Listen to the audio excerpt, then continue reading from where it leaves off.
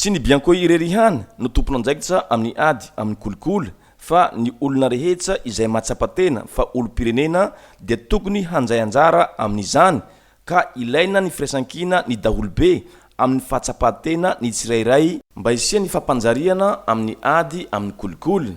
Io no antony nisia ny fitsidiaparitra natao ny tale generaly ny Bianco sy ireo delegasion na miaraka aminy raha nitafa tamin'ireo solon-tenam-panjakana aty amin'ny faritra fitifinany sy ireo lehibe ny sapanjaraha miankina sy tsy miankina amin'ny fanjakana aty antoerana.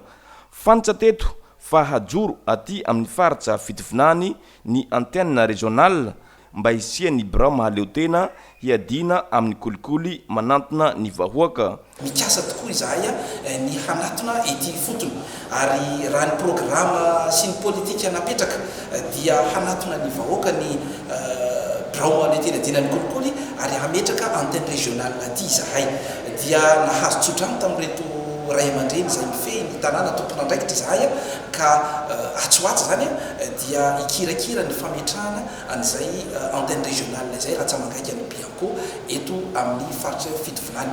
Fantatsika tsara ny mahazava-dehibe ny fitompona ny ady amin'ny kolikoly, appropriation de la lutte, ary tsy vita izany raha tsy midina ety antoerana isika mahalala ny zava-misy. Amin'ny mahatompona andraikitra fampandrosoana anay dia hoy izahay hoe miara-dalana izahay mpikirakira ny fampandrosoana sy ny Bianco. Fa raha sy miara-dalana io dia sisy fampandrosoana vanona misy. Ny fandavana ny kolikoly dia fandraisana anjara lehibe amin'ny fampandrosoana ny firenena ka samia ho tompona anjaikitra ny tsirairay.